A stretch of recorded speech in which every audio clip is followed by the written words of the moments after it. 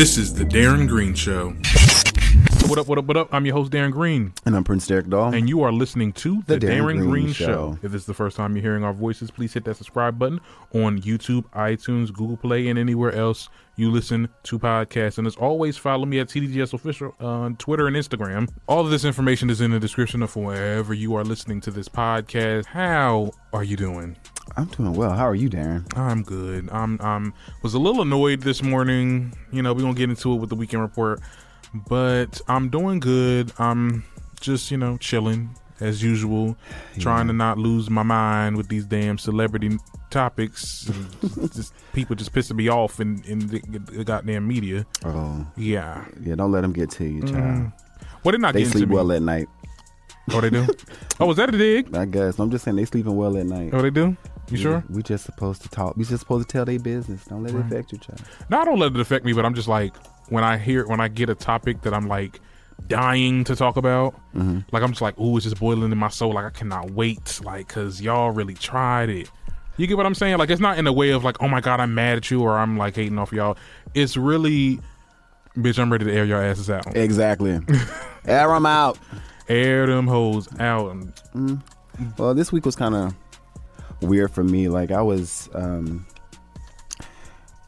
this retrograde is kicking my ass.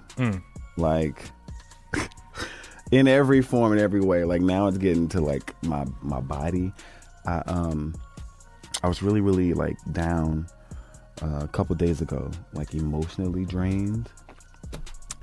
And as I was trying to pull out of that, my body started reacting, and now I'm like sick. My throat is sore. Well, it was sore like yesterday and this morning. Get some hot tea? No, I'm doing orange juice and alkaline water. Is that acidic for your throat? No, it's fine. Is it acidic for my throat? Well, the orange juice is vitamin C. I also took some Dayquil on my way here. Oh, okay. So you good? So I'm trying to, because I have an event tonight, and I want to make sure that when I'm on that panel, I'm coming across clear, and I don't want to sound stuffy and all that good stuff. What? Let's talk about that. Oh, yeah. So tonight I will be hosting or moderating a speaking out event at Bloomfield College, brought to us by Show Your Colors. Shout out to Marvin, one of our good friends of the show. And we're going to be talking about being a minority within the LGBTQ community. And I'm going to have to talk about 30, 40 minutes and open it up for questions and things like that. So this is going to be my first time moderating a discussion at a college campus. So I'm kind of excited about it. I'm very, very excited about going into the next level as far as advocacy is concerned. But yeah, I just want to make sure my body is together. And it's raining outside. It's cold. Like, I hate this weather. How do you do it? I'm just so opposite. I love rain and I love, like, the cold. It's like it was... Because my dormitory is hot as hell. Like, it gets... Because, the heat is on and stuff. I'm like, My roommate and I are just the same child. We were like, you want to open that window? I'm like, go ahead. You don't have to ask me. I love this temperature. I cannot stand the heat. Wow. Cause this fat boy season, child. I can cover up. We be looking nice in the goddamn fall and winter, child. You said it's fat boy season. Well, y'all gotta bundle up because right. Don't look at like you ain't got no heat. I don't, but I got heat built into me. That's crazy. Well, yeah, I'm about to bring out my second comforter and put it on my bed. But it's crazy because I've always slept with a fan all year round. Oh yes, same. I don't like being hot. But I like being comfortable. But my housemates in the middle of the night, they be turning the damn heat on like 80 degrees, 85 degrees. I'll wake up like, what the fuck is going on right here? Oh, I can't sleep. I can't sleep when it's heat. I can't do it. I cannot sleep when it's hot like that. But I also, I know that my body, now that I'm getting older, I can't sleep with fans on anymore. I can't sleep with the air blowing on me because I'll wake up sounding like this. So now I just have to adjust. Yeah. I have to adjust, but it was a pretty good, pretty decent week.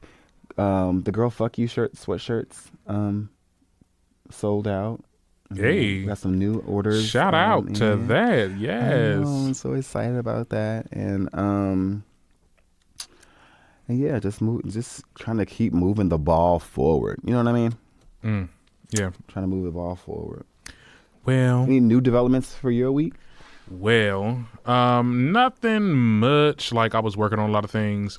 I just finished my music project where I said last week I'm supposed to be doing a presentation on the queen of rap, Miss Nicki Minaj. And I was, when I was doing this damn project, I'm like, because at first I was going to do some cue cards. I'm like, oh, bitch, I'm born for this shit.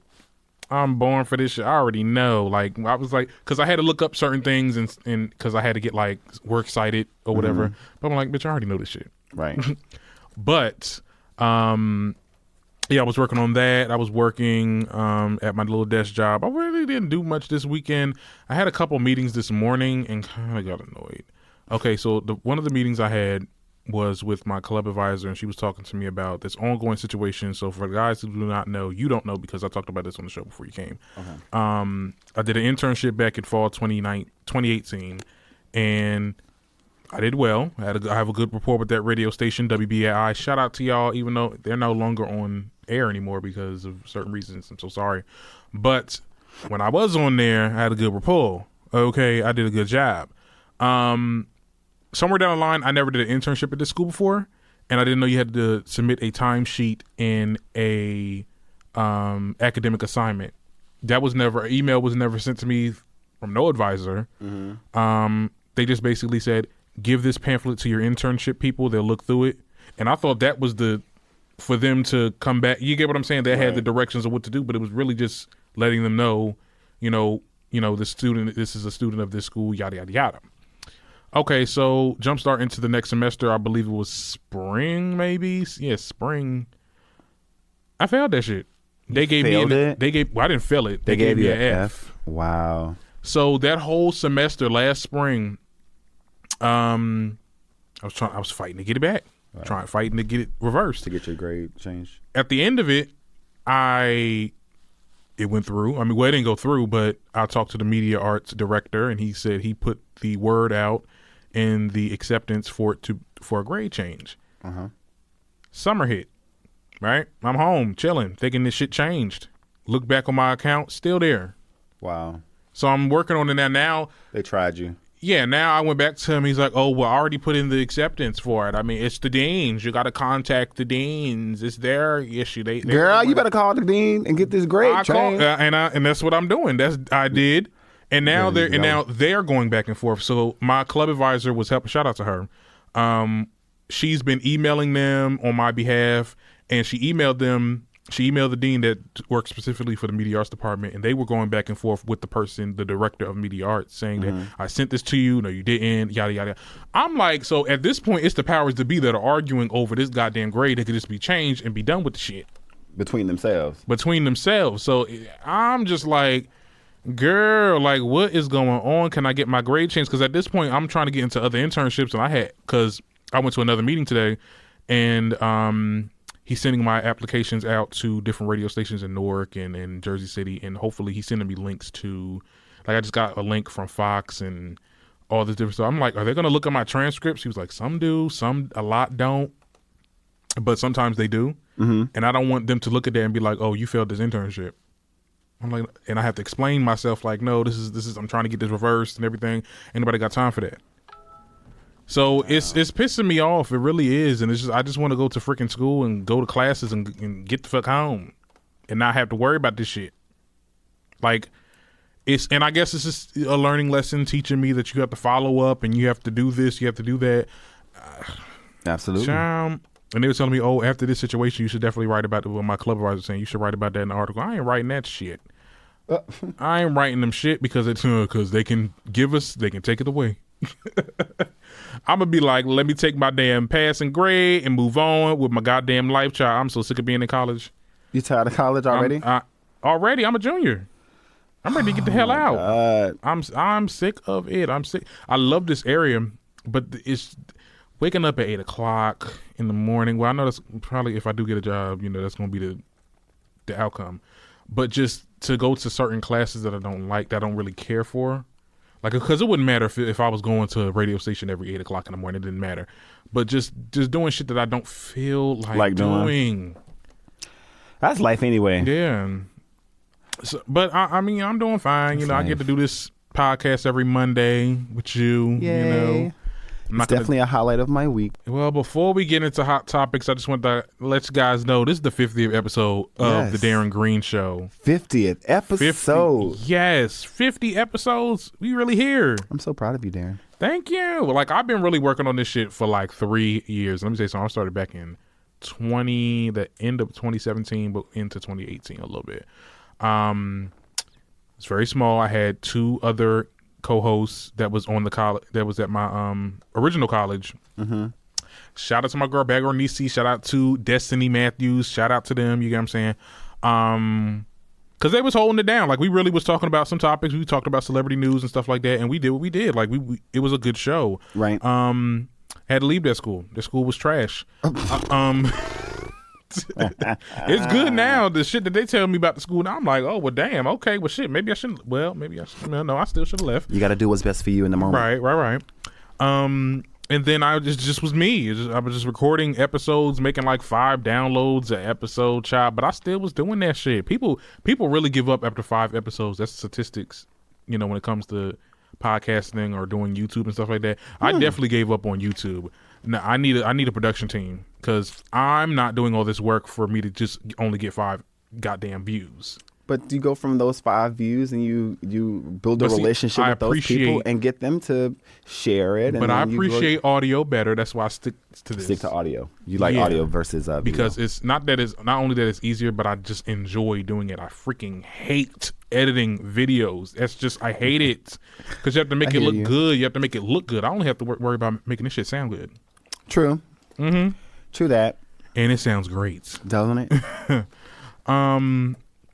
So let's get into these hot topics. That's what I came here to do. That's what I do. Well, let's get it done. Let's get it done. So at the top of the list.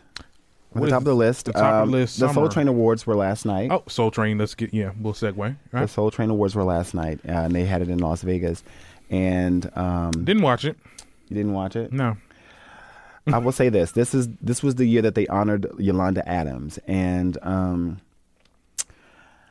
she is. I mean, I know you don't know who she is. Yeah, because we had a whole thing before we started recording. Y'all, this baby don't know who Yolanda Adams is. Not baby. But yes, she came and she can sing. She has the anointing, and it was very, very clear. But there were some other standout moments besides Wale bringing Kelly Price out, singing a new song.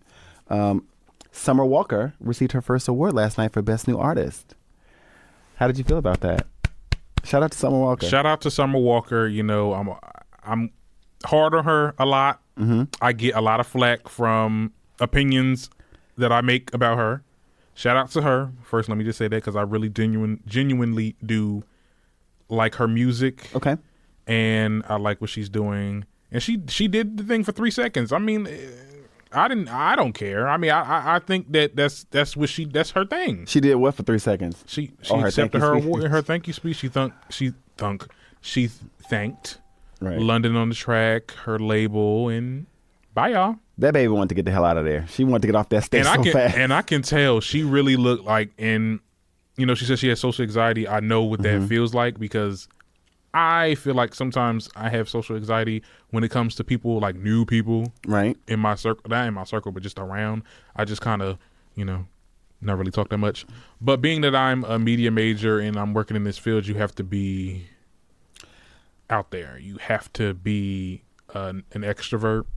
It's good to be an extrovert. It's not mandatory, but it's a great trait to have, or at least being able to navigate past your introvertedness, because that's a personality trait. It makes you comfortable.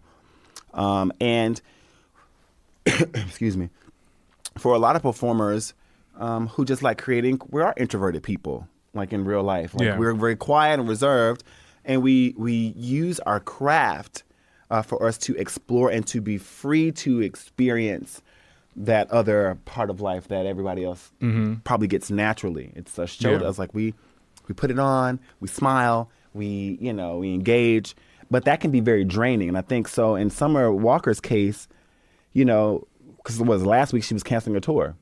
She canceled a couple tours. Yeah, canceling her tour, and it's because of the amount of interactions she has to have, and it can be emotionally taxing and draining for her. But to see her last night win the award for Best New Artist and her acceptance speech, it was just so cute. It was just so cute. It was her. It was so cute. Please log in again. Why do they keep kicking me? He's having technical difficulties with the live. I don't know what's going on with Facebook, y'all. They are kicking us out today on this 50th episode. On the 50th episode of all episodes, child. Yes. They hate to see it. They hate to see it. But in any case, I was very, very proud to see her up there. She made a post, I think, this morning or last night about how nervous she was and that her armpits were sweating. And she really just wanted a wristband so she could sit in the back. And but it was good to see her enjoy that moment. And I hope that she keeps going. I hope that... and I hope that also she comes out of her shell at some point. I know it's kind of hard for certain people to do that. But... honey, if you're gonna be in this business, I mean, it's kind of, you got to. It comes with it. It comes with it. So, and I hope she gets many more awards as she goes along. Like, I'm not like, because I feel like the reason why I kind of come off like negative towards her sometimes, it's really because we have a lot. We don't have a lot in common, but we kind of, I think in my head we have a little bit in common with this whole social anxiety thing. Okay. So to see her like deal with it, I like to see people like people that are influencers that deal with stuff like that, to be like, yeah, like, I do have this issue, but I'm going to overcome it, or I don't care about it, or I don't let it affect my life or my bag or anything like that. Right. Cause surely that's an issue. I remember I got into a conversation with somebody, I'm not going to name drop child. She's one of my friends, but, she was like, oh, well, you shouldn't come at people's struggles like that's the way she copes with it. So you shouldn't have, well, I can always have an opinion. But you definitely can always have an opinion. That's true. But it's like insensitive of me to kind of, I guess, exploit or just have my own views on how she copes with her situation. Absolutely not. Everybody has entitled to their own opinion. Yeah, but my thing is, it's like, what I don't like, child. Oh, excuse me, y'all. What is going on? What is going on today? I guess the Dayquil and the orange juice and everything is working because it's getting out of me, y'all. You good? Am I good? You good? Oh no, child. So I hate this time of year. I hate it. I just love it. But anyway, I get in a relationship, child. I need somebody to take care of me. I can't do this. Oh Lord, child. You can't be sick and single. I can't do it. I can't do it. All right. But anyway, yeah, Summer Walker, shout out to you for getting the award, and I hope you do good. Let's get a Grammy, hopefully. Anyway, let's talk about Monique, honey. What's she talking about now? Monique about to sue Netflix. For what? Gender bias and racial. Let me say. Gender bias and racial inequality. Well, guys, if you don't remember, some time ago, Monique called to boycott Netflix for gender bias and racial discrimination, and said that her counterparts, I think, what's his name, Chris Rock, Chris Rock got over a million, like 20 million something as a man. Amy Schumer got in the millions. I'm not sure. I don't know the numbers, so I'm just gonna say they was in the millions. So a black man got millions, and a white woman got millions, but a black woman got 500,000. Half a million. 500,000. Right. Yeah. So she called to boycott it, and we were just like, nah. I'm sorry. There was a couple seasons I had to watch a couple of shows, honey. I'm sorry. I don't even pay for my Netflix. I boycotted Netflix when I boycotted Netflix. I just started using somebody else's password. I mean, I'm not gonna give them my money. Right. Like, I'm not paying for it either. Like, I'm using my parents. I'm still gonna watch my shows. Netflix. Yeah, I got Monique. First of all, niggas still watching. I don't know if I can say that on the word, but anyway, people still watching NFL, and Right. That was a way bigger scandal when it came to racial inequality than Monique not getting paid what she wanted to get paid for a comedy special. I mean, I was with her. I'm with Monique as far as calling it out, but to boycott Honey, that's fine. So it didn't work. So now she's suing them. Do you think, Monique? Do your thing. I really hope she wins, but she's not going to win. You don't think so? I don't think so at all. If you look into what Netflix puts a lot of people on. True. There's a lot of black. There's a lot of females in there that's making a lot of money. There's a lot of Tiffany Haddish got a special too. Yes, Tiffany Haddish got a special, and that was her argument. It's like, oh, if I accept that, what about the next girl? What about Tiffany? Tiffany's getting. And then it came out how much Tiffany was getting paid. She was like, well, wait a minute. Well, Tiffany's gotten paid more than you. I think it's because she's relevant. And I think that's one thing that's what Monique failed to understand. And I was with her in the beginning, but then this whole suing thing, I'm like, girl. And Netflix said, they made a statement. They were like, oh, honey, we're going to fight. Yeah. We're fighting this. You're not going to win. Right. I mean, first of all, they got to fight with Disney Plus, and now I got to fight with Monique. Right. To kick a damn streaming service while they down. It ain't right. It ain't right. You got Disney Plus, by the way? Shout out to Disney. Actually, Do I have Disney Plus? No, I was there when Disney released all this shit, so I don't have to watch it on my phone with an app. Yeah, and I'm a little pissed off with Disney. We're going to sidebar for a little bit before we get back to Monique. I'm mad because I got Disney Plus, right? And the only original show that they got is The Mandalorian, which is a Star Wars flick. Love it. Shout out to Baby Yoda. My Star Wars fans would know what that is. It was a good show. Where is WandaVision? Where is freaking Loki? Like, where is the MCU shit? I looked up online. I said, oh, honey, it's coming out 2021. Calm down. Calm down. Disney Plus told y'all to calm down. Calm down. Well, I said on Facebook the other day, like, if they don't have the Proud Family series on it, it's Disney minus. They got the goddamn Disney minus, not Disney minus. It's Disney minus for me. They got the goddamn Proud Family movie. I watched the movie. That's all they got. That's it. They ain't even got the show. And then they don't even have all the Pixar films. I'm like, y'all got Incredibles 1. What about Incredibles 2? I think everything that's on DVD right now should be on Disney But give Plus. them time. Like, y'all want everything at one time. Relax. Because like, we were told. They have 4 quarters that they have to try to make money off of, okay? We were So told. they can't give y'all everything at one time. Let them enjoy this first 90 days. Give them their first 90 days. And then in the next 90 days, they may have some more for you. Relax. Calm down. Calm down. No, you know what it looked like? They beefed up this goddamn release date, and they ain't got all this shit. Right. Is The Little Mermaid on there? Yeah. That's all I mean. The Little Mermaid, it's my favorite Disney movie of all time. So not Little Mermaid now. Yeah. Little Mermaid not is Little my favorite. Mermaid. I'm a singer, and Sebastian the Crab has my name. My middle name is Sebastian, so that was my favorite movie. And that's that. What? It was my favorite movie. That girl took her whole voice away just to get some. That movie was about sacrifices, okay? Sometimes you got to make sacrifices to get what you want. And then when you get what you want, sometimes it ain't worth it. I was waiting for them to release Little Mermaid 4, where the bitch had 4 kids and was getting a divorce because Eric was a cheater.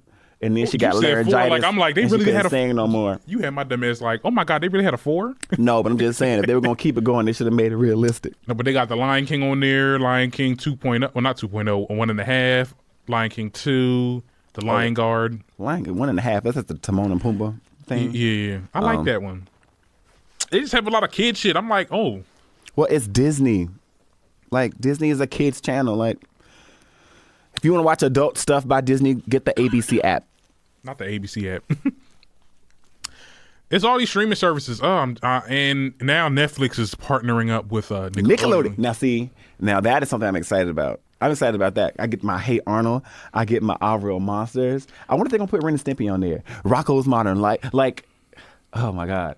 That excites me. I don't even know. Because I didn't grow up with cable, but anytime I went to my grandmother's house, that is what I would watch. I would watch Nickelodeon. And my little brother would watch Cartoon Network. But Nickelodeon was my channel. I mean, I only had 70 channels. Are You Afraid of the Dark? I don't know what that is. Is that Disney? No, don't say I'm too young because first of all, wait. I want to fight you. The Disney shit, we'd never had Disney, honey. I only had, like I said, I only had 70 channels. Only back 70. in the day.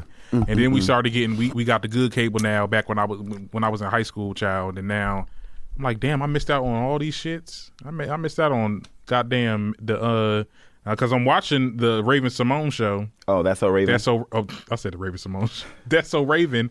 I'm like, I missed out on this shit. I mean, Raven is because you don't get Disney with basic cable. Oh, you don't? I don't know. I didn't get cable. We didn't get cable until we moved to Atlanta, and even that was short lived. But yeah, Raven Simone is the queen of Disney, and yeah, well, she's the queen of Disney. Britney Spears. She's the what? Britney Spears. Britney Spears is what? She's the queen of Disney. She's not. Britney Spears started on Disney as far as the Mickey Mouse Club. And then she became a pop star, but that's not what makes her. That's not enough. Raven Simone is the queen of Disney because she not only had her own show, she had her own movies. Oh, she was the voice for characters on original animated series for Disney. The shows that she was on she has 2 spinoffs from That's So Raven. On top of that, she had... is Orlando Brown the king? On top of that, no, it's not the same. On top of that, she had 2 albums. She toured. So, yeah. Yeah. Raven Simone is the queen of Disney. Okay, Raven Simone... Okay, I'll say this. Raven Simone is the Beyonce of Disney. Hilary Duff is like the Britney Spears because she had several movies. She had her own show. She did albums as well. Miley Cyrus is see now. She's like she's a queen, but like she's like the queen in the She's a Taylor Swift of Disney Channel. Miley Cyrus is the Taylor Swift of the Disney Channel. Yeah. That country singer trying to go pop, and you have these 2 personalities that the public gets one or another. And then you have Selena Gomez, who's the J-Lo. I was about to say Ariana Grande, but okay. Ari is Nickelodeon. No, she's like that. You know how Ari just came in out of nowhere. She didn't come out of nowhere. No, we did not know Ari was going. Y'all didn't watch Ari. Y'all didn't watch Ariana on Victorious. No, I did watch that, but I'm just saying I just didn't know we did not know she was going to come sing like that. When her first song dropped, I thought it was Mariah Carey. No tea, no shade. I thought it was Mariah, and then I was like, wait a minute, who's this little white girl? And then the past couple years, like, oh wait, who's this little mixed girl? Because I don't know if she's girl got dark about hour. Hey, listen, everybody wants to be us. Well, and I think that everybody keeps sending these invites to the cookout. They don't even know that Ariana in the kitchen making peach cobbler right now. She's like, I'm already here, honey. Nicki Minaj already accepted it because we're besties. And I was with Big Sean, so. Although I had a conversation on one of my other shows that. No, we talked about this. We did. That having sex with a black person, or your proximity to black penis. Well, I'm joking, so I'm not making. Right. But I'm just saying. Don't try to pull out no hypocrisies. I was joking. Oh no, but I'm going back to what I said because on that same show, was it 2 shows ago? Yeah. I said that Ariana, she gets a pass from me. I like her. I'm saying she gets she gets like the she can come to the cookout, but I'm not calling her black. Like no. No, I'm saying she black. Yeah. She's just Sicilian. But yeah, good luck, Monique, with Netflix. Netflix is not about to give up no more money. They took this hit with this Disney Plus. They ain't giving up no more money. Come on, Monique, and then we'll get into her a little bit later because we got someone else we want to talk about. Oh my God, this is what everybody's talking about. If they're not talking about this today on Monday, they are asleep. You should not trust them in entertainment news if they are not talking about Kanye West. Kanye. And this Sunday service he had at Joel Osteen's church in Houston this weekend. Just to pull up a couple of quotes that he made, he called himself the greatest artist God ever created. He said the devil controls all artists in the industry. Oh, okay. He compares strip clubs to sex trafficking.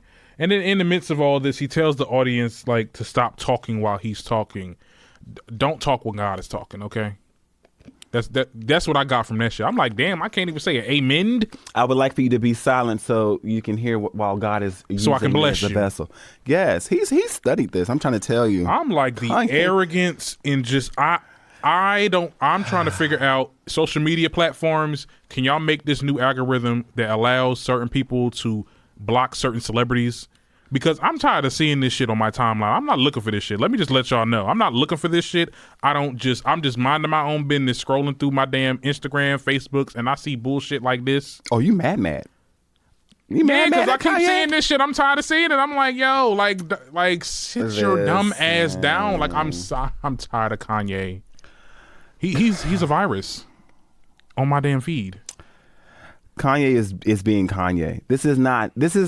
No, this is new. Is it new? Because I really, if you look at Kanye's track record, like Kanye is an attention seeker. It makes so much sense that he's a Kardashian right now. But even with this new walk of faith, I just feel like people are so gullible, and like it makes me sad to. I don't even know how to express it because I definitely don't want to come off as a hater, because I believe that Kanye is talented. I think he's a great rapper. I think that he's an awesome producer. But I also think that, you know, he's tipping into tap dancing territory. And it is just I hate to see it. I hate to see it. And, you know, black people are so in America are so gullible when it comes to religion. They're realizing. We are so gullible because you slap Jesus on something and it shuts the conversation completely down. Yeah. Because, like I said, I was raised in the church too, so you know you don't you don't buck the Lord, okay? You just smile and nod and go about your business. And I think that Kanye is kind of taking on that position, that role, you know, because he took so much heat from black people when he came out and said that he supports Donald Trump. Someone who is blatantly, you know, shown that he doesn't really care about race. Yeah. I don't even call Donald Trump a racist anymore, because I really don't think he cares what race you are. As long as he can, you know, use you to make money, he don't care. He's not a respecter of person. I don't believe that he's a Christian. I believe that his God is himself. And, you know, so for Kanye to be idolizing someone like that, and then to then preach about sheep mentality and then use it against the same people that he said were guilty of being sheep. This is the man who said that slavery was a choice, right? He said that slavery was a choice. But after all this blew up, you're giving your life over to Christ. You're giving your life back, your life to Jesus. I said, it's crazy how when that conversation came, nobody said, well, Kanye, if you believe that slavery was a choice, do you believe that salvation was a choice as well? Because I definitely remember that being part of the plan. Right. Is in order for you to keep the slave submissive, you have to teach him certain things of the Bible so that he feels that this is God's plan. Whatever's happening in your life is supposed to happen because you're going to get rewarded in the end. And I'm looking at all the stuff that's happening in the world today. I'm looking at the government the system that we're under, and we are in an election cycle where there are a lot of things being unearthed. Right. And I feel like Kanye is tap dancing for the religious right. I feel that he's using his influence to try to bring back black voters by appealing to religious vulnerabilities. And like even watching the service, he remixed Say My Name and a couple other songs. Like, okay, at first it's kind of cute. You know, Kirk Franklin been doing this for years, you know, and you kind of just like, okay. Yeah. But Kirk also has original music that pulls on the emotional aspect of religion when it comes to Christianity. And I just find it weird that Kanye, this is the mode in which he's doing it. Like I want to be surprised. You know what I said? It's not genuine. I don't like things that are. I don't like when people do things that are not genuine. You're doing it for a fad. You're doing it for monetization.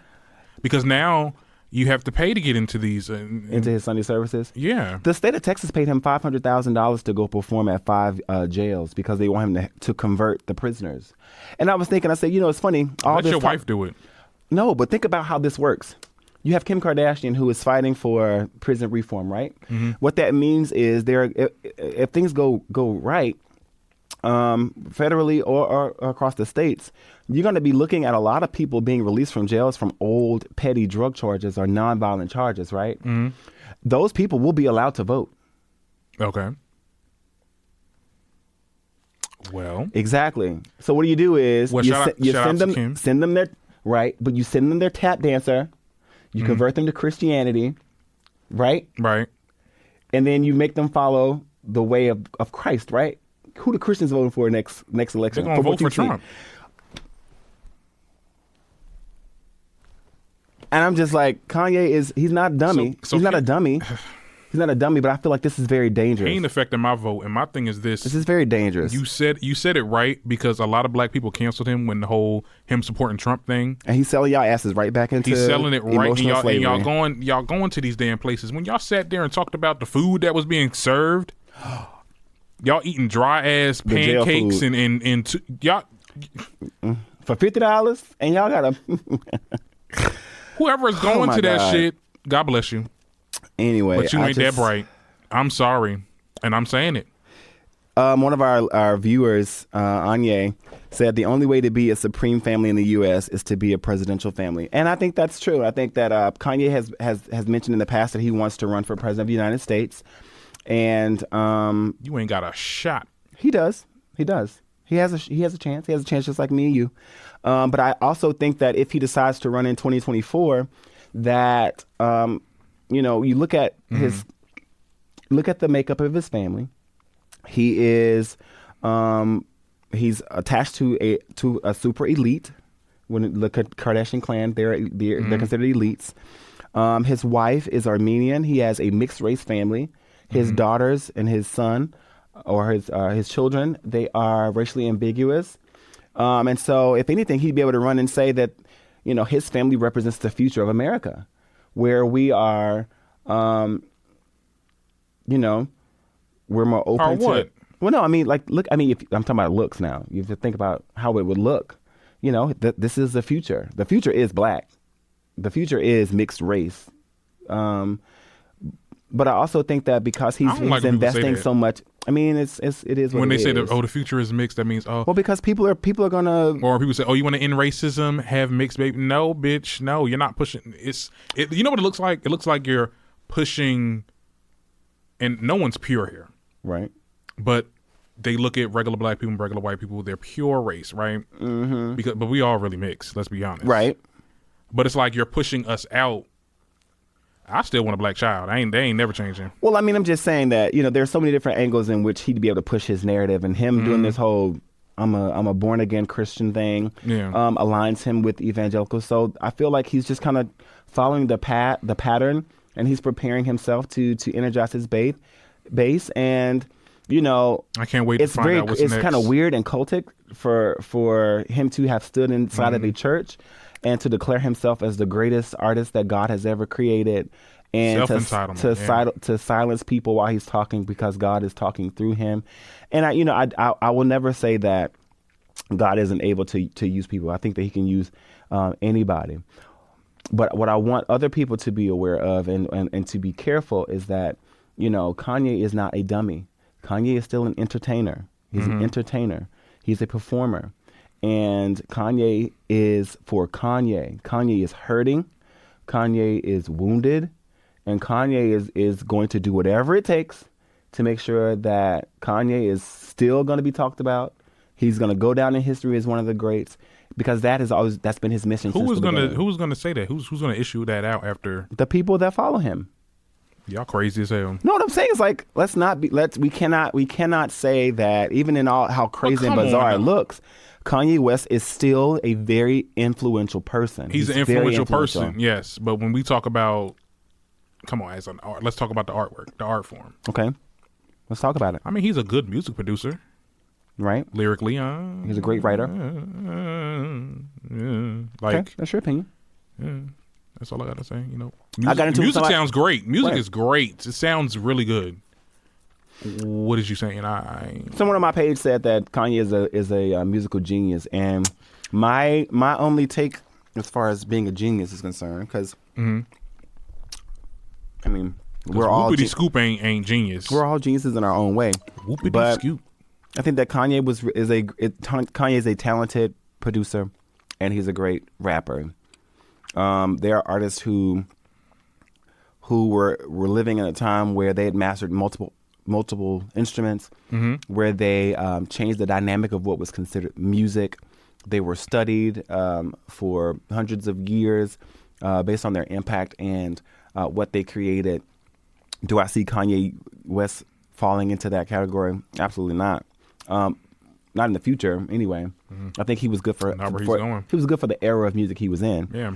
But a genius, I would not consider a genius being someone that remixes secular music to gospel and it be seen as like this new craze.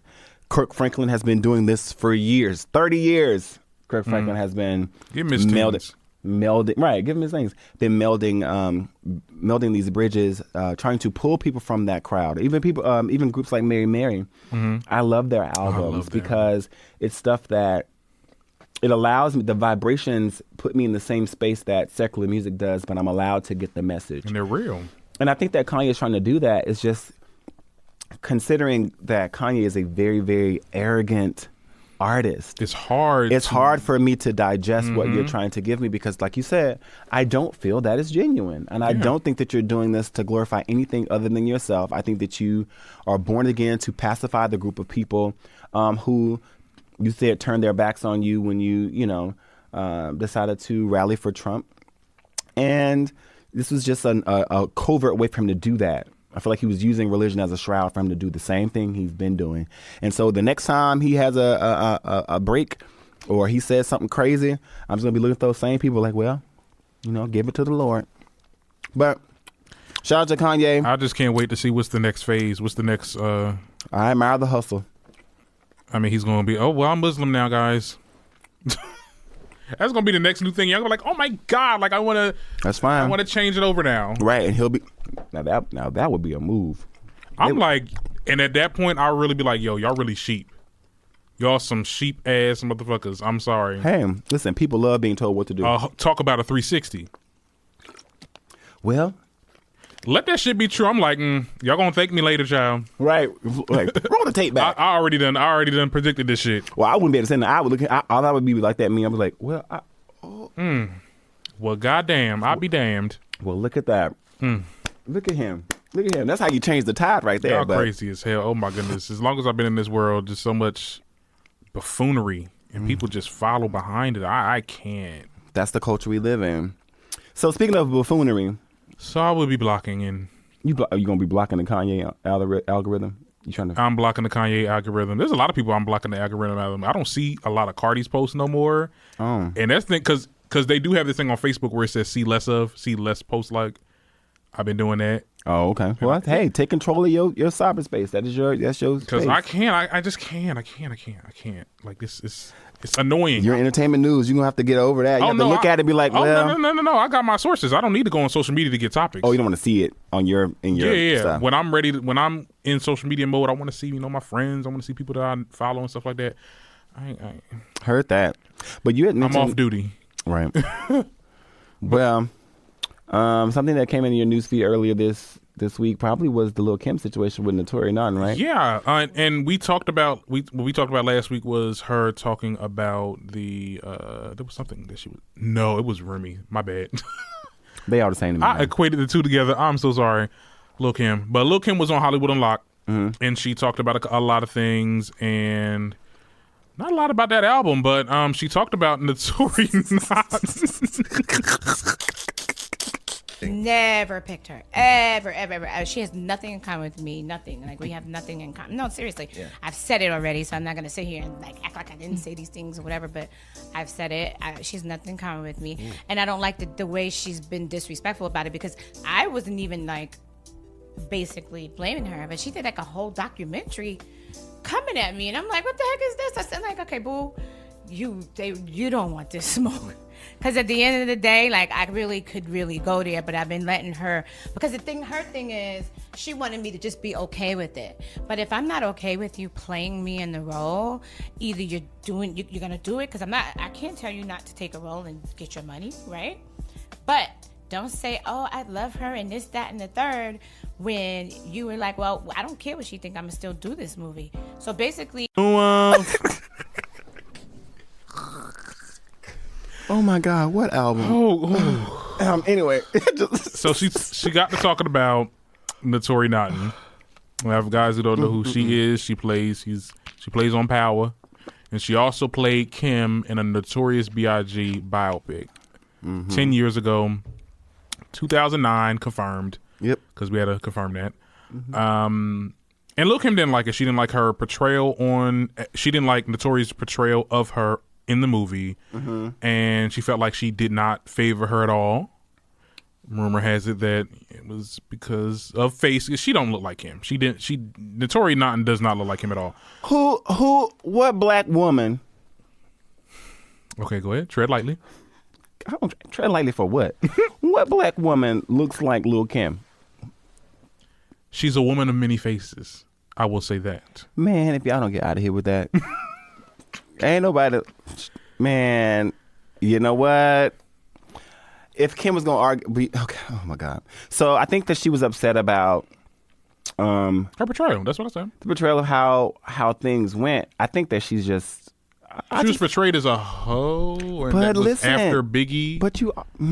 But it kind of. I mean, why else did you be for Faith? You know. They're going on tour, from what I understand. Yeah, now they cool. But I just think that this lady has an aversion to the truth. Like, she does not like the truth being spoken or coming back to bite her, because when it does, she does this whole victim thing, and it's just so annoying. And she carries beefs forever. This was 10 years ago. Why are we still talking about this? Why are we beefing with the person that was doing her goddamn job? Why are you mad at this lady for accepting the role?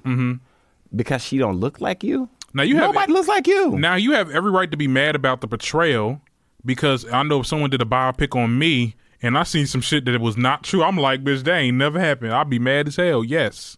But you get mad at the actor. Facts are facts. You right. She's just mad that the truth came out. You were the side chick. You don't write, and it is what it is.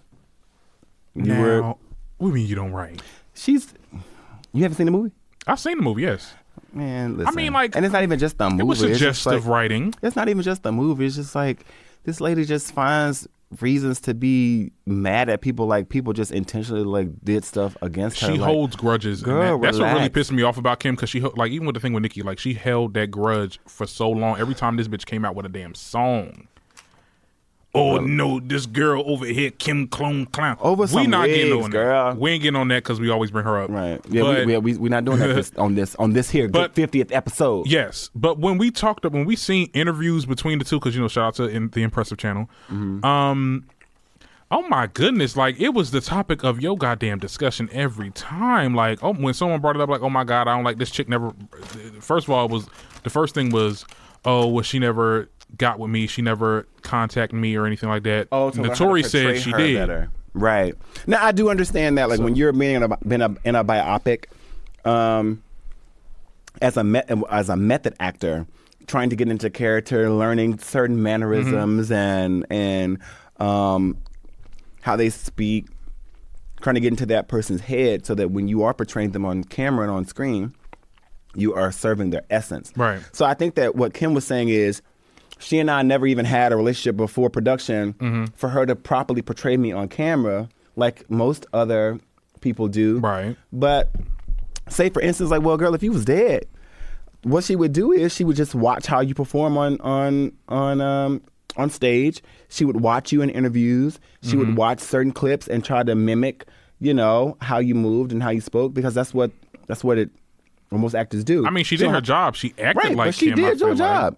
But she was mad at Miss Wallace too for, you know, the story. She was mad at everybody about that. She's mad at everybody, yeah. But she really we see her take it out on Naturi. On everybody, like, and Naturi did say that she tried to reach out to her, but she never got back, and there was one point where she like on set, she walked right past her and was talking mad shit about her. This is what Naturi said in recent interviews. Wow. And the fact that when Kim responded, or when Kim was talking about it on Hollywood Unlocked, this was after she did her uncensored, it was a docuseries on TV One, and Naturi talked about it for the last time, you know, and she got into it. She timelined the whole entire situation. Like, I did this movie, I was a fan of hers, yada, yada, yada. Right. And I tried to reach out to her. She did not reach back to me. So I did my job. Hey, she did. She did what she was supposed to do. She did whatever she had resources to work with. She did her damn thing. At the end of the day, don't blame the actor. Blame the goddamn person that wrote the shit. Okay. If it was wrong. Period. Allegedly. So Kim, no, you're wrong on this one. And girl, or just let it go. Or write your own damn movie. Hello. We'll wait on that, because maybe that'll do better than give it up. Than the it album was you. did. Let me say.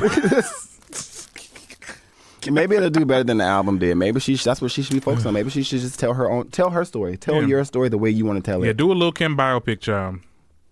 And she probably gonna have 3, 4, 5 act. Oh, see it 3. I knew where you were going with that. Don't let the wrong people get a hold of this interview. They're like, well, if they want to cast somebody, you know who they can cast to play her. But we're gonna move on. I want to know. Wait, what? Right. Oh my God. Oh. Right. We're gonna let the wheels turn on that one and let y'all figure it out.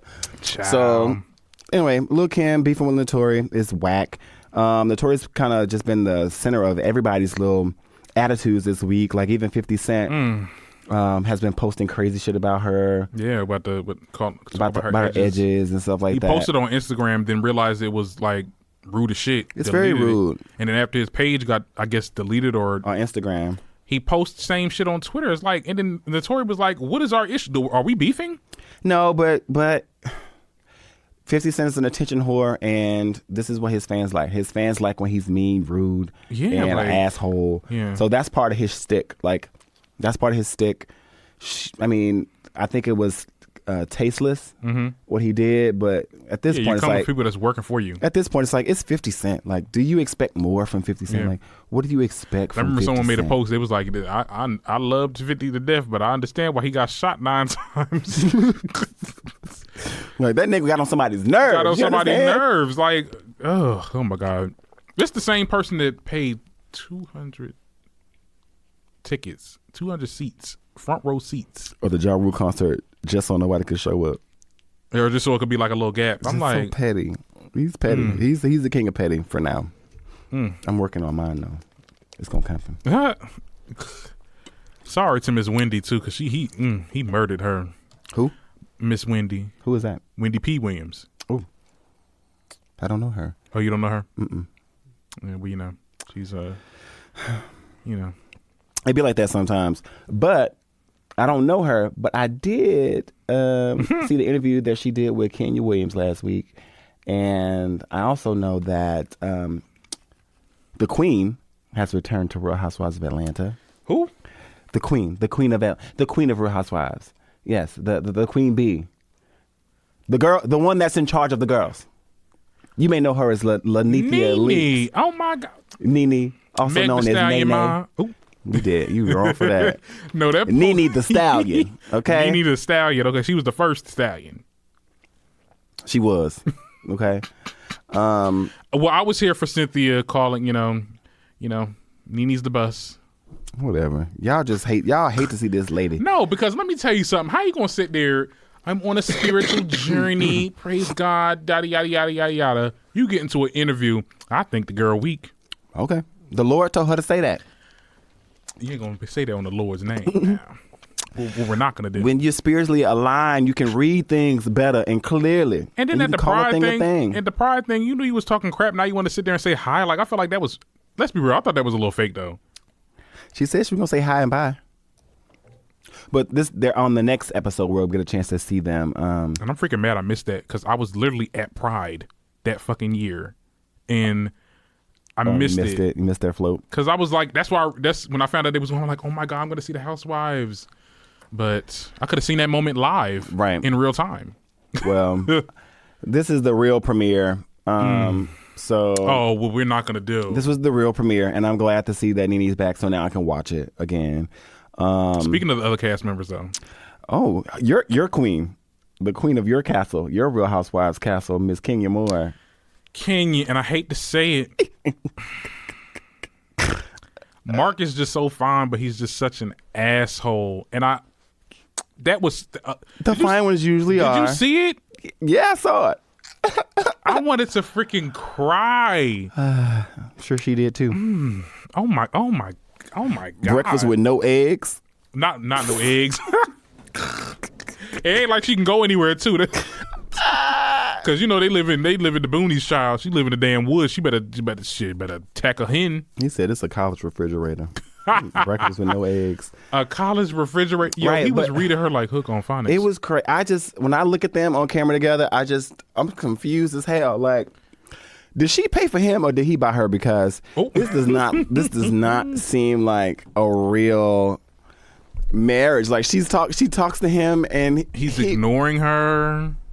But they're gonna say, "Oh, it's just the editing." No, he don't. He'll probably come out with a statement like, "I don't like how I was represented." Right? He's like, "This is why I didn't want to do the show in the first place." And you can't edit that. The baby, he said, the baby's number one. And she was like, "I thought I was number one." Because now that's the part I was looking at Kenya like, "All right, girl. Now I hope that this never becomes a thing where you're like fighting and competing with her baby, with your whole child." Well, a lot of women, but you asked for that first. Have that experience. You wanted that before you said you didn't care. You wanted that. You wanted a husband, but you really wanted a child, and that's why I retweeted that post. You got exactly what you asked for. You got to be specific with your prayers, folks. She wanted a husband and a baby. That's what you got. I mean, the husband may not, really like you that much. It may not like you enough to move to Atlanta to be with you and his kid. And I was thinking, like, why the hell? But you do anything for clout? I mean, he has his restaurant or whatever. But I mean, she had Real Housewives money. Well, I guess. Well, I'm just glad that she got what she wanted before, everything crazy. Dried up. Yeah. So that's good for her. I'm glad everything dried. I'm just glad. No, it's different. Female bodies work on a different type of clock than men. We can have babies until we 70, 80 years old. We can still bust that thing. But right, Kenya. She got what she wanted, and I hope that they work it out. It would be unfortunate for us to find out that after this season's over, she'll be a single mother on Real Housewives.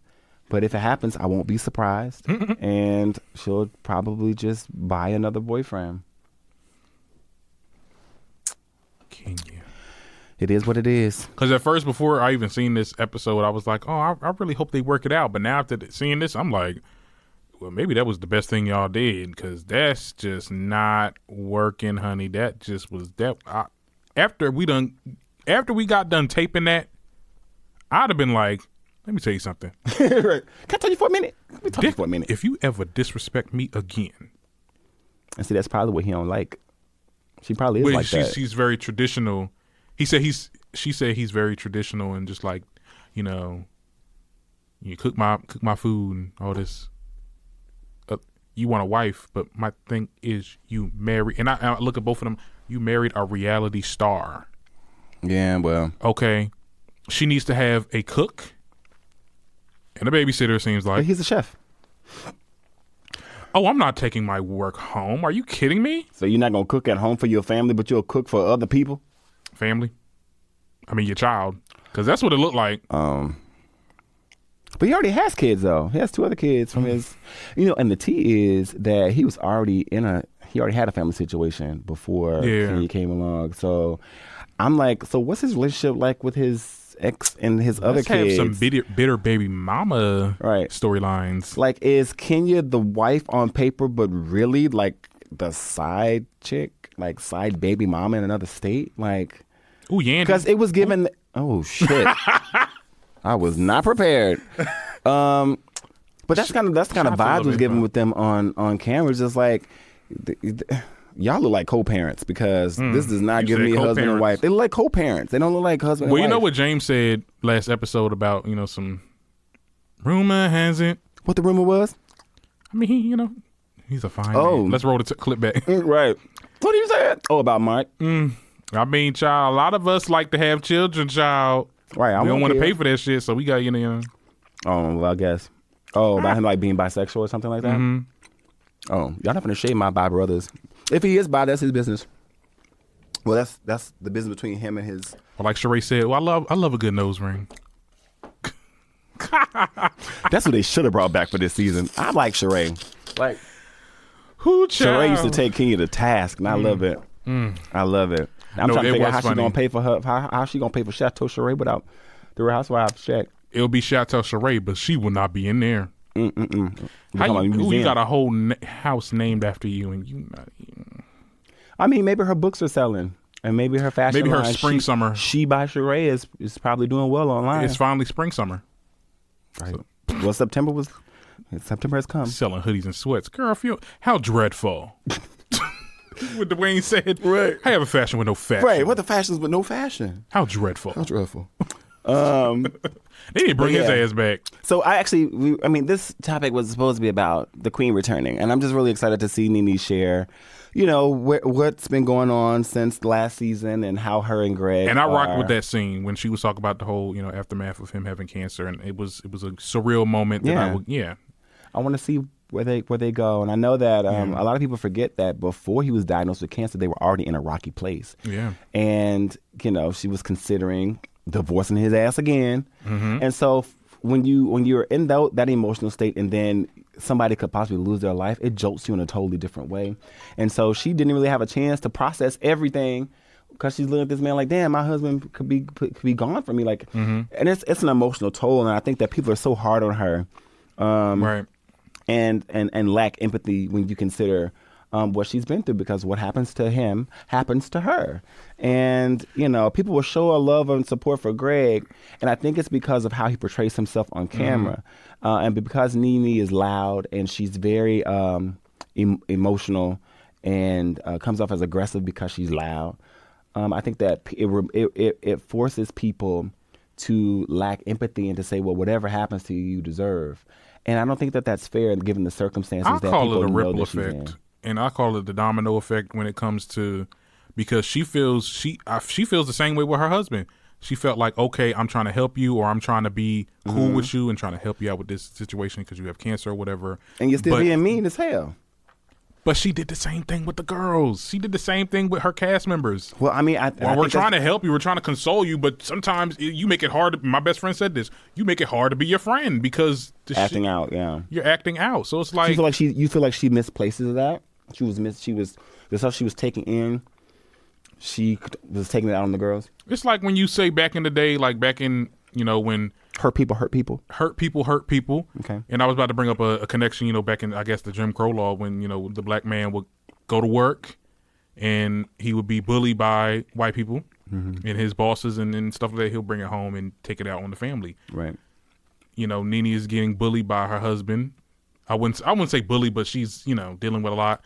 She takes it out on her friends or her Real Housewife cast mates because, those are her co-workers. These are co-workers. That's what she said. These are my co-workers. And her and Portia, oh my God, talk about a roller coaster, because Portia shouted her out and they was like, they don't understand us, but, we know. I'm like, not after that damn argument and that text message. Did you see that shit? People's relationships change, and I think that we have evidence of that. Yeah. Looking at her and Kenya. Yeah. I would have never thought that a person that you drag off a couch, y'all would be best friends, and yeah. Well, I wouldn't say best friends. Hoping that you're building a relationship and hoping that your babies are able to be friends. So I think that shows that anything is possible, and there's an opportunity for growth for all of the ladies to be friends. And I call all of reality TV trash and ratchet TV. And I know that, but Housewives is different. It's different. No, it's just like it's like watching rich people with money still act like a damn fool. But that also plays into respectability politics and what I feel would be necessary to kind of move our culture forward in a more civil way, I guess. Yeah. But I also know that there are people that relate to that story because we have those relationships in real life, and so seeing that hopefully will allow people to say, you know what, yes, I had an issue with this person. Now, I'm never going to advocate for bringing toxic people into your life or keeping them around. But having a moment to say, okay, wait, this situation happened, and if I could go back, I would do it a different way. I'm in a different space mentally, emotionally, and whatever way, and this person is too. If we can make amends and move forward as friends or at least amicably, I would prefer we do that. Because to be honest, nobody really wants to walk around this place with enemies. Nobody wants to do that. True. It's just so random. Nobody wants to do that. So I admire them. They all out there trying to make money together. They're all supposed to be supporting each other. So I'm glad that the Queen is back on the screen. And I can't wait to see how this season plays out. And you can watch Real Housewives of Atlanta every Sundays at 8 p.m. Yep, on Bravo. All right. So I think we're down to our doll talk. Yes, we are. We got to talk about one thing. Well, let's talk about what we talked about last doll talk. And I feel like I'll have to get into it because, when people come for my shit, let me just let you guys know. Let me let you know. You want to turn that camera so I can see, could be like Nikki off the BET Awards. Mm-hmm. Tell them. Whatever Darren talks about on the show, it is vetted. I check sources. Okay. And I make sure the shit is correct. Okay. So I was assaulted in the DMs. Not assaulted. By some random chick that apparently went to the same school this Jordan Steffi guy came from. Okay, now if you don't know, we talked about Jordan Steffi potentially getting into a fight with a homophobic classmate, and he got into a fight. Then he got into a fight. It started, he put in them hands. He did, because I wouldn't call that a fight because that other dude was not fighting back. So he realized where he had messed up after that. Yeah. Wait a minute. So apparently this was, he was being bullied and he fought back. Okay. And I made a comment that where the hell's the teacher? This is a classroom, and whether we'll get into that. Okay, so there's some random girl. We ain't gonna bring up names because I don't want no defamation charges. Child. You got facts though. But I got facts because I got this on my DM. This girl sat there and called me ignorant. You should.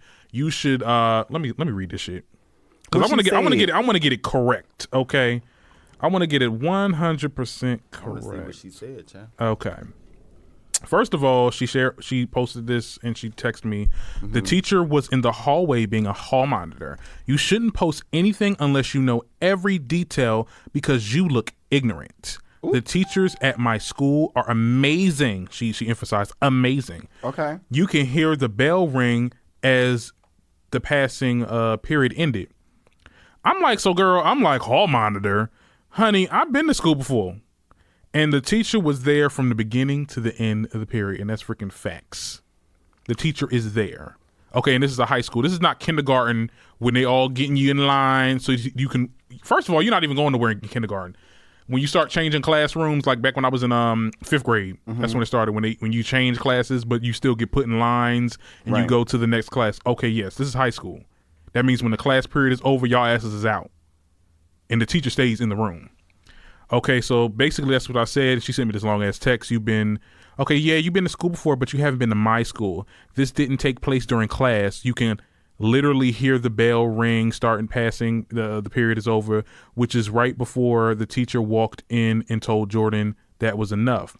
I had this teacher my sophomore year of high school, and he is the sweetest man ever. And he would never allow something like this to happen before him.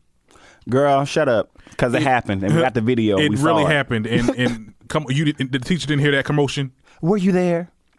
Let me tell you something. Were you there? Okay, let me finish what she said. If you did your research, you'd also know that Jordan is the biggest hypocrite when it comes to this no hate, only love BS. Ooh. Since there's videos and statements floating around the school of him bullying and being disgusting to people of his own. If you don't believe this, I can send you the proof. I'm like, okay, go ahead. I would like to see it. Like Monique, I would like to see it. I would like to see it. Girl, if you don't get out of here with that mess, and you didn't send me nothing, so apparently that's not true. I mean, I would like to see it. I would like to see it, honey. We only report what's available. And I'm looking at your her page is private, so I can't see what she's posting. Did you post? Did you make any reposts? Did you send it to any news outlets? Because this is, I mean, a big plot twist. It was him actually being the bully. Like, oh my God, like who wouldn't eat that up? Who knows, child? People just say anything to be involved in the story. Do anything for clout. And I hate to quote this bitch, but shit. She didn't write it. Don't matter. Okay, yeah. Guess I'm quoting Offset, but shout out to Offset. Oh my God. No, the schools are off the chain though, because not to mention that little fight, but I also posted something day before yesterday on my page about a teacher in Maryland getting arrested for fighting one of the students. If you haven't seen the video, you can definitely go to the Prince Derek Doll page and see it, where the story that I got, the student wanted a grade change, kind of like you. Instead, she was approaching the teacher and was following the teacher around the classroom, trying to get a conference. Like, I want to talk to you now. And the teacher was like, no, I'm not going to talk to you right now. You know, your grade, it is what it is, and we'll do it later. And the way the video starts is her explaining to the child, like, well, we can, if we want to talk, we can have a third party. We can talk to a third party, another teacher or a parent. And the student is like, no, I'm talking to you. I'm talking to you. And the teacher was like, you're not getting anything else from me. The student walks, as attempt to walk past her with her hands in her pockets. And I guess she elbows the teacher. The teacher stumbles back. And the next thing you see is the teacher reach and whop. Like, said, you put your hands on me? Are you crazy? Like, it was. And then there was a brawl all over the classroom. Wait, the teacher won or? The teacher, you saw the video? I seen it, but I don't know. I so thought they got on the students. ground, and then the students kind of broke up the fight. And the student yells out, hey, I'll beat the F out of you. And then you see the teacher bang on a table, and she's walking around, and apparently the girl broke loose and grabbed the teacher from behind and like whop. It was crazy. So the debate on the page, won. I won't say anybody won, but they ended up being broken up again. But it was just like, dang, like this is really going on in school. Like this was a real like schoolyard. We got brawl. Students fighting teachers. That was never. My generation ain't never put hands on no teacher. What generation? How old are you? That is disrespectful, first of all. How old are you? I am 22 years old. 22. You were born in 97. Okay, so you're Generation Z. This is your generation, darling. Your generation is fighting teachers. Well, the 2016, the class of 2016 worldwide, okay. Yes, these your people. And you got to... We ain't never put hands. Now, I can't speak for everybody because, shit does happen. But, back in the day, we didn't have phones and recording shit. Right. Okay, but shit happened. But... It happens. I'm from Trenton, New Jersey. Trenton High was one of the most dangerous schools in the city. I'm not saying of the world or of the state because I don't know. Right. But it was pretty dangerous, and my parents did not want me to go there. The most they ever did, someone brought in a gun to school. Shit never even popped off. Wow. But they caught them though. Students get bullied. This, that, and the third. But teachers never got these hands. I never heard it. I'm like, what? I would rather teachers get hands than get shot. I'd rather. And it's crazy because... then that furthers the whole thing. Like, should teachers have guns now? No. I don't agree think with that. Teachers should have guns. But that's gonna... But for what? People gonna be like, oh my God, like, she has no protection. Just put security in the schools if that's the case. Where was the security? But teachers don't need guns. Anyway, I just think that when it comes to this argument, because you have people that are for the teachers saying, these kids are disrespectful and they think they can do anything. Because I think that it comes to how you control yourself and what your triggers are. Like, who knows what the history is with this teacher? She could have been in the military, could have been, and that little tap or that little bump could have set her completely off. And as seeing the behavior that we saw, or it could have been something that had been building up. Like, listen, these kids out here are not. They will test you. They will push limits, and sometimes you have to check them. If you're not getting checked at home, don't think that you're going to come here and try to check me. And try to check me when I'm the person in authority. And like, then I'm the here teacher to has to you. deal with the parent because the parent will come in all Jekyll and Hyde, like, I know you ain't touched my child. I did. Yada, yada, yada, I did. Did you see the video? I need you to back up. Wait, did the teacher win or? There's no. First of all, there's no winning and losing in that because I think they both lost. The teacher was arrested, and she's probably never going to be allowed to teach in the classroom again. And what happened to the student? She probably got suspended. Who knows? The student. Who knows? Who knows what's going to happen with that? But if you ain't see the video, I've seen the video. They really did. They both look. I thought they were both students because the way I was just looking at hands. Like I wasn't looking at like, oh shit, she about to get her. Right. And the teacher she looks relatively young. She looks like she just graduated from college with her and that's her the BA. Issue. You know, and that's the issue. These young ass teachers don't be knowing they. I had a young teacher. I had young teachers when I was growing up. I've always learned when it comes to and just you respect them for being teachers. You respect them for being your teacher. You respect them, but I'm just saying, like, sometimes when it comes to like teaching, that's when I have an issue with, because I feel like a lot of new teachers, they be trying shit, they be experimenting with shit because they're just knowing how. Because my old school, that's what they did. They hired new teachers because they felt like, oh, I can mold them, and then they can be better than a teacher that's stuck in their ways, that don't want to do new shit and stuff like that. I learned better with old teachers because these new teachers, child, they don't know how to teach nobody. I remember this one of my old math teachers used to like, she used to get mad when you didn't get the shit. Like I remember one time she was like, "What the hell's wrong with you?" I'm like, "Honey, what's wrong with you? Don't ever disrespect me in your life, bitch." She's like, "Well, I already know this. I'm trying to figure out why you ain't. It's not." And I seen her ass when I was walking across the thing to get my diploma. She was like, "Oh my God, bitch, no, you didn't think this was gonna happen. Ooh. Fuck you." Oh no. Wow. But the teachers are always excited to see their I walk right past, learn and succeed. I'm sure. I hope. I don't know. I didn't say nothing to that girl. But looking at some of these videos, you got kids fighting in the classroom now. I was actually considering, now that I'm free from my old job, I was like, well, maybe I can just go and be a sub, and I can sub. I was like, I can't. Oh Lord, these kids will get you a case. They would. I just don't fight. It's a good idea. I don't fight. So if you attacking me, I'm picking up a chair. Yeah, please stay out of the classroom. Hit him with the champ chair. Please. Please stay out of the classroom. No, I need, yes. And me too. Yes. I don't like kids. I'm sorry. And if this kid listens to hi, how are you doing? Kids listening to this, I would be amazed.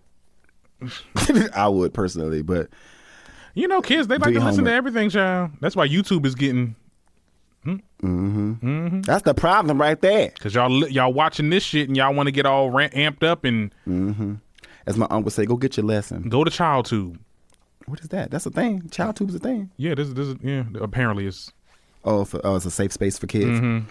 Oh, but yeah, so that was a mess, and just seeing, the different responses, and it's crazy how 8 people can watch the same thing and come up with 8 different, reasons or responses to what they see, and it's just that was just crazy to me watching that video. And watching people like, oh, it was the teacher's fault, or oh, the student wasn't in the wrong. The student security should have been called through, and all this other stuff. I was like, okay, well, security should have been called. She should have been escorted. That student should have been escorted out. Right. You cannot take confrontation into your own hands because you are the person of interest because they're coming at you, and you're trying to defend yourself, and you get into it with them. Yeah, the teacher could have done. I think that the teacher called a disciplinarian. Very. She was very extra. Like, I think after the kick, when I saw her kick the student, I was like, wait, you didn't have to kick the girl. She just bumped you with her elbow. Now, come on now. That's like somebody, thumping you and then, throwing a goddamn kitchen table at you. Now, mind you, when I was younger, I'm pretty sure I was one of those people. Well, somebody threw food at somebody and they got a blender thrown at their face. I mean, well.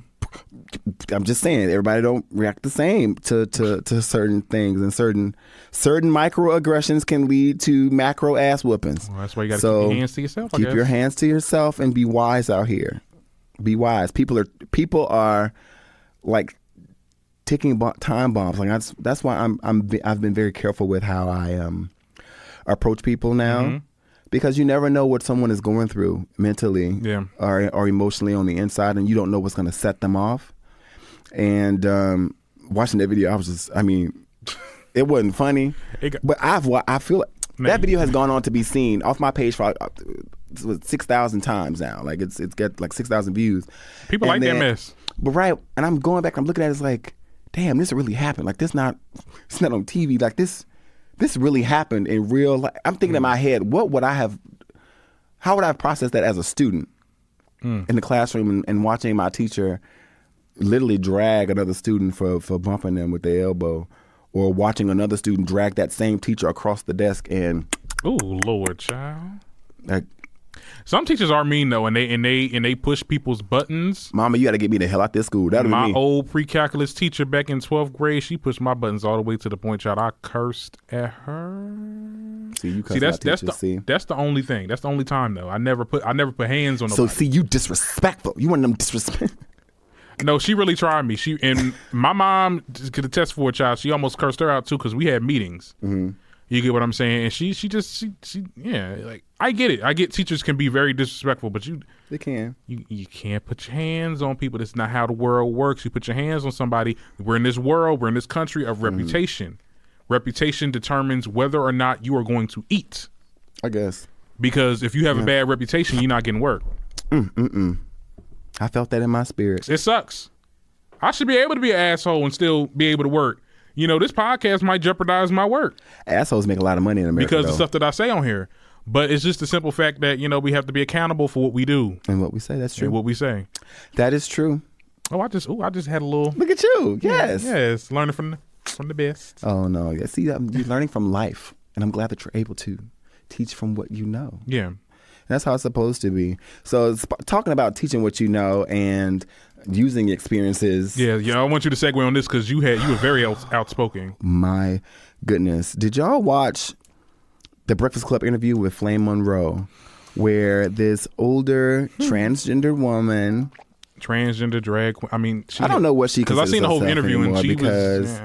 I don't know if she considers herself trans or a drag queen or whatever, because first of all, she said that trans women are female impersonators, and I'm just like, oh my God.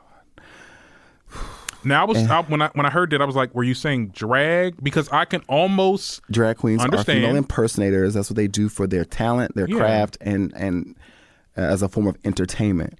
But what I don't like is that she conflated the two together. Yeah. There are some trans women who don't perform, who are not doing this to be fucking clowns. Yeah. But she sat her ass up there. And now, considering this is the other part that made me mad is that this is Trans Awareness Week. The 13th through the 19th is Trans Awareness Week. And I just felt like she got up there and just started trying to unravel all the progress that has. Cooning for Charmaine. Right. Right. Oh my! And Charmaine goodness. and them was like, "Oh, I could not believe it." Oh my! Yeah, I kind of agree.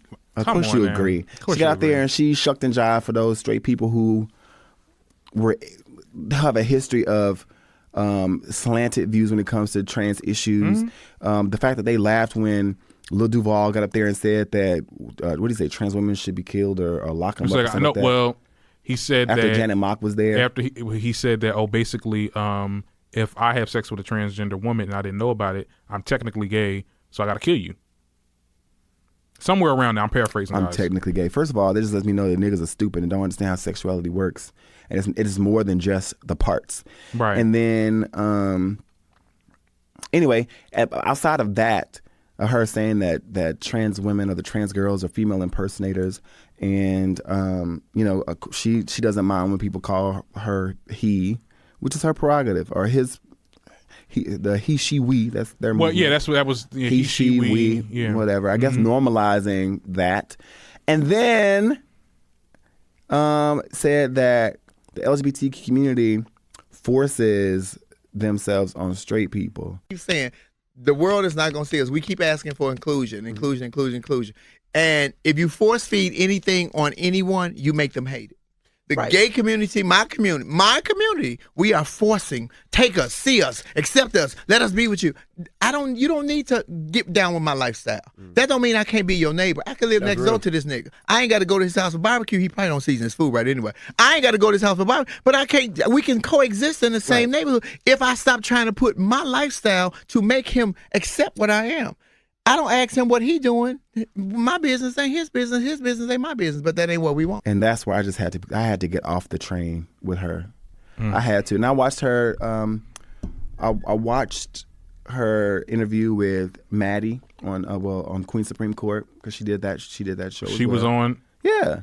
Oh, I thought she was shading her. in the beginning because she was like, because I know you had some other girls on there, but they ain't look like me. I'm like, she was talking about Janet Mock and yeah. See, I don't. See, that's why I gave you this. But that's because Flame Monroe is she's a comedian, right? So I'm like, okay, well, it's easy for you to say from your position perspective that trans women are clowns or female or entertainers or that, because that's your lane. You are a clown version of a trans woman. You're the clown. And then she was referring to trans women, first of all, as he and stuff like that. And then when she was comfortable, see, that's the issue. When you start making it comfortable to say, oh, yeah, well, he, because when they were talking about trans people in the sports, they were saying he's and he's. I'm like, no, but they're women. About these men. Her. Yeah. Her. It's just. Come on. Because then now you gave the validation for Charmaine and Envy to be like, oh yeah, those men, they're men. You got to understand. But not just them. It's the people that the listeners. I'm thinking about like utilizing the platforms for first of all. Because I'm still pissed off about the whole forcing your lifestyle thing. We don't get that. You're not because you can't force your lifestyle on anyone. Just by living. Nobody gay has ever walked up on me and asked me, that if I don't become gay or bi, that something crazy gonna happen to me. Like I'll shout out to Jehovah's Witnesses, but you have people who are in different religions where that's their goal, that's their mission. Their mission is to convert people into something else. Yeah. And then have the audacity to say, well, if you don't do this, then this is gonna happen to you. That's forcing. That's emotional and spiritual manipulation. But when you're saying forcing, that means you're putting it in film. That's forcing. No, that's apparently forcing. I'm forcing you because you have to see it. No, that's not forcing. It is giving you a dose of reality because we exist. Mm-hmm. We exist. And the same way that, you want to see yourself in movies and commercials and in certain positions when it comes to work or family structures, the same way you want to see yourself reflected in society or in media or entertainment or politics or anything else, that's the same thing that LGBTQ people want.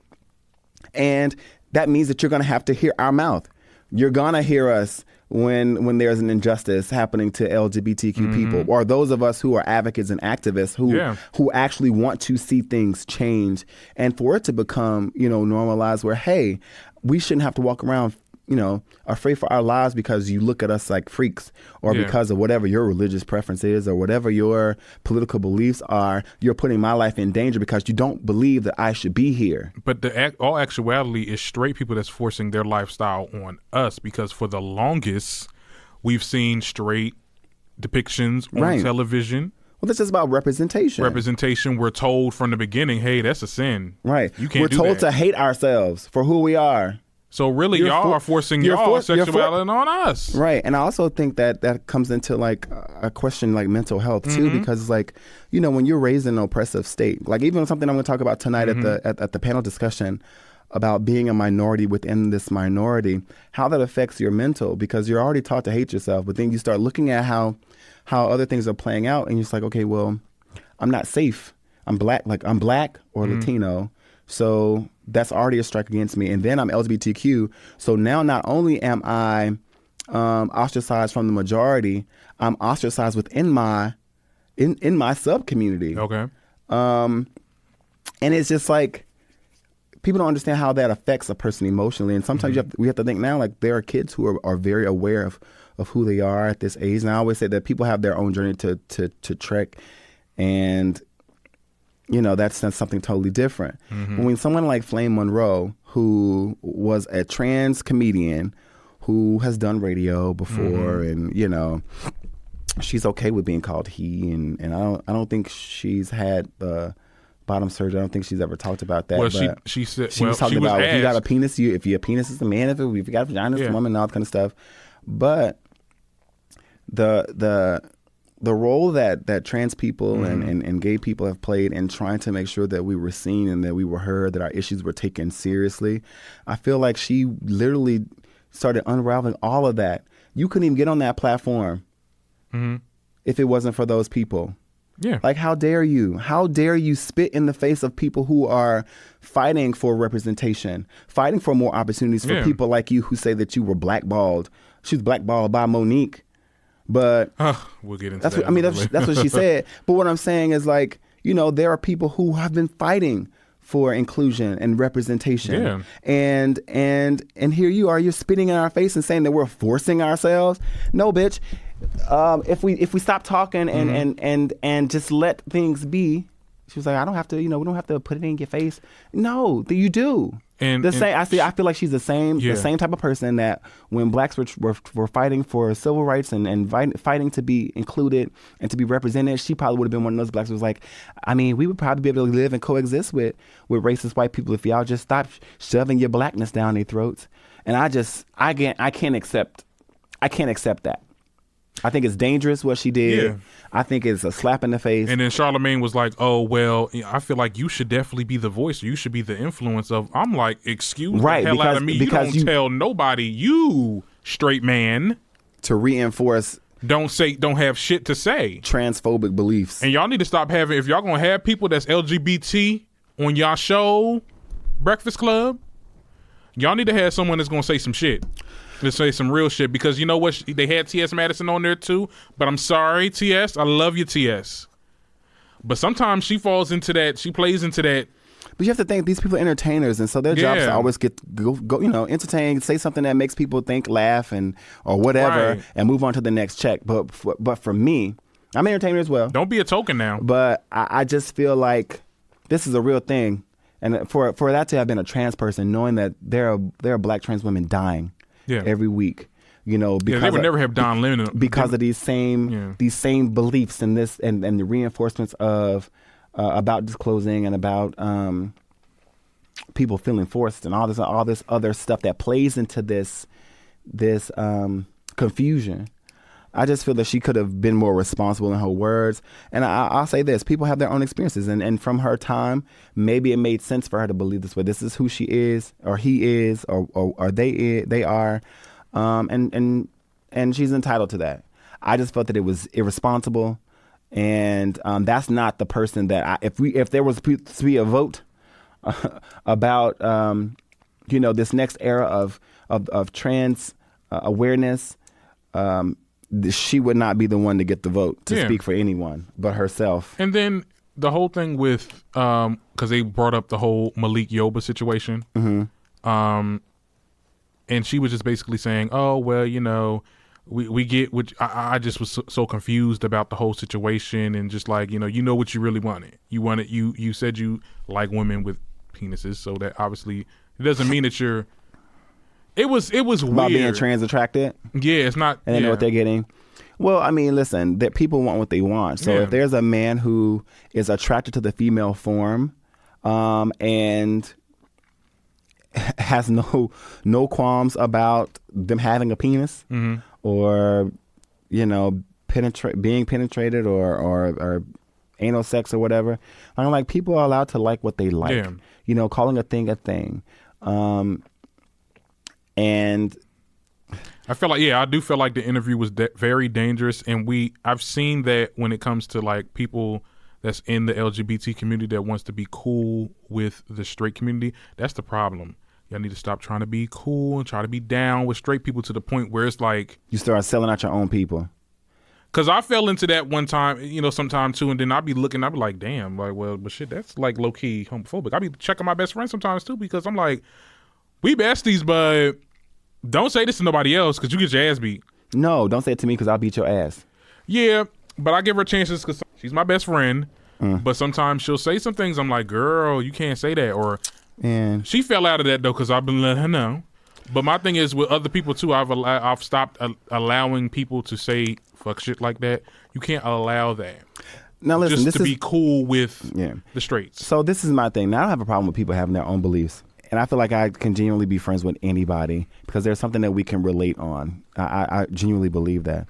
However, I do not prefer to be around people that hold core values or beliefs that denigrate me as a person or dismiss me as a being. I cannot rock with someone like that, and I don't hold them. I wouldn't consider them as a friend. Yeah. Now, I can teach you, or we can share, and we can have an exchange where hopefully you can teach me something about your perspective and I can teach you something about mine. But I don't consider anybody a friend that holds the belief that that my existence, or that puts my existence in question. So, but anyway, people like Flame Monroe are dangerous. Yep. To the movement. People say there's a gay agenda. Well, if there was a gay agenda, then people like Flame Monroe are blowing it up from the inside, because there is no way that any person who is standing up for trans rights, standing up for trans inclusion, standing up, for our brothers who are trans attracted, like there's no way that you would get up on a platform like that and say the things that she said. I was so disappointed. I feel like I expected more. I don't know why I expected more. Maybe because she was older and, came from a time where people like her were getting stoned and things like that. But for her to get up there and say that kind of stuff in this day, in this era, as we move into 2020, absolutely the fuck not. Absolutely not. And she ain't even own nothing, but she's canceled to me. I ain't never seen her own nothing. But wherever you are, you should go back in obscurity because you're canceled. We vote no. Yeah.